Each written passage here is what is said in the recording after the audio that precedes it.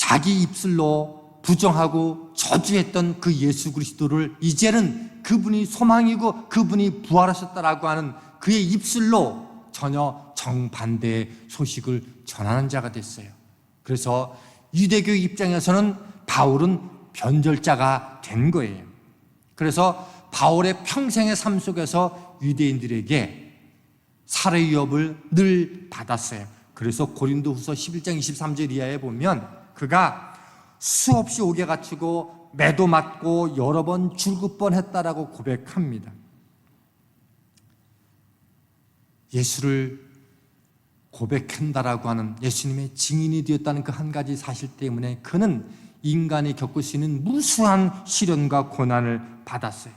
그러나 어떤 것도 바울이 예수님의 제자가 되는 삶을 방해할 수 없었습니다.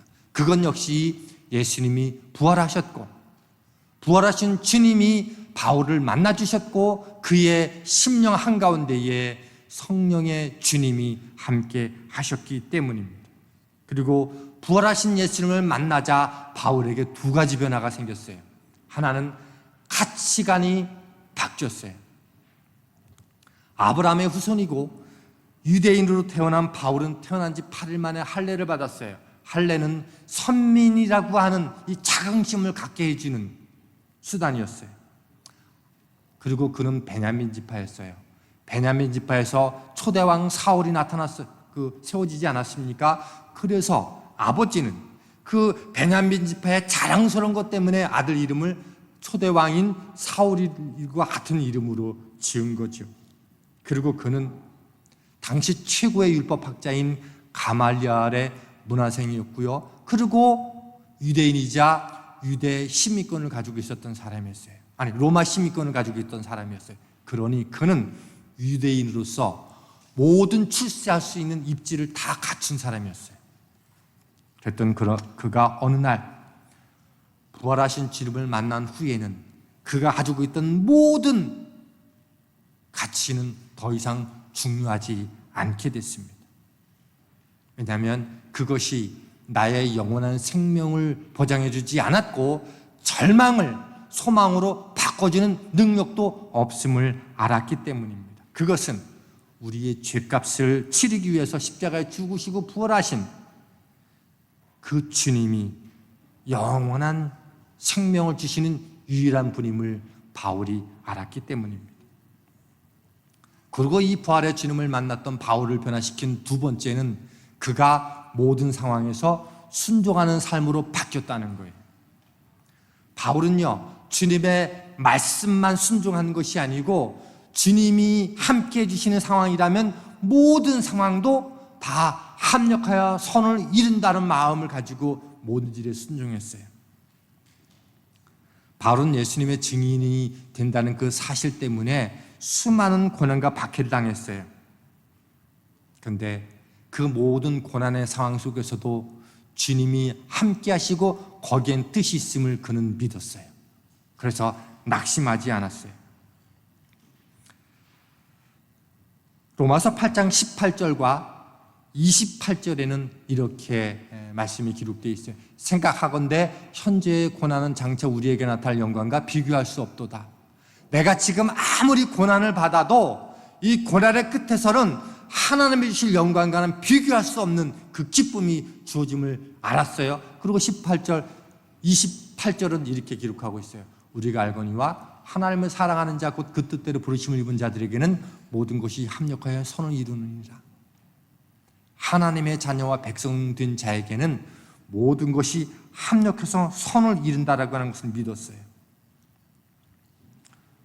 다메섹에서 부활하신 예수님을 만난 이 바울은 다메섹에서도 복음을 전하기를 원했고 예루살렘에 가서 복음을 전하기를 원했지만 하나님은 그것을 원치 않으셨어요. 그래서 1년의 시간을 아라비아 광야에서 보내게 했고 그리고 다소 고향에서 13년 동안을 보내게 하셨어요. 누구보다 유력한 집안이고 최고의 가말리엘 문화생에서 그 수업을 받았고 그래서 이제 성공은 따놓은 거다라고 여겼던 그 아들이 어느 날 고향으로 들어와서 13년 동안 아무것도 하지 않고 고향 집에서 생활한다고 생각해 보십시오.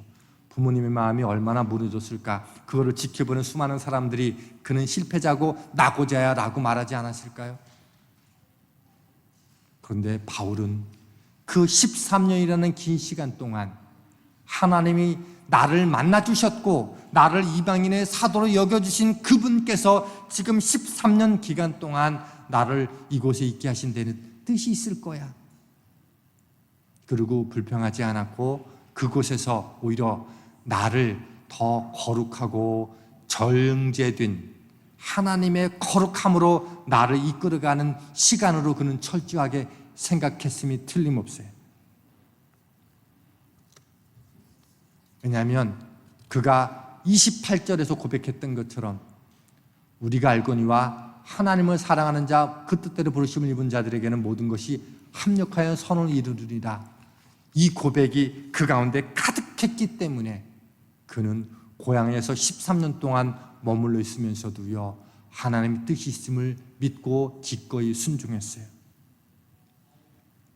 그리고 우리가 읽은 사도행전 11장 25절로 26절에 보면 마침내 하나님의 때가 됐어요. 작정하신 때가 됐어요. 그리고 흩어진 많은 유대인들이 모인, 기독교인들이 모인 곳에서 교회를 세워서 안디옥 교회가 세워졌는데 부흥한다는 소식이 들리자 예루살렘에서 바나바를 파송했는데 너무너무 부흥하자 일손이 부족하자 바나바가 다소에 가서 바울을 데리고 와서 공동 목회를 했어요. 그리고 한번 바울을 생각해 보자고요. 나를 이제 목회자로 부르셨는데 예루살렘 교회로 부르신 게 아니고 그냥 이방 땅의 한 안디옥 교회의 목회자로 불렀는데 그것도 공동 목회자로 부름받았어요.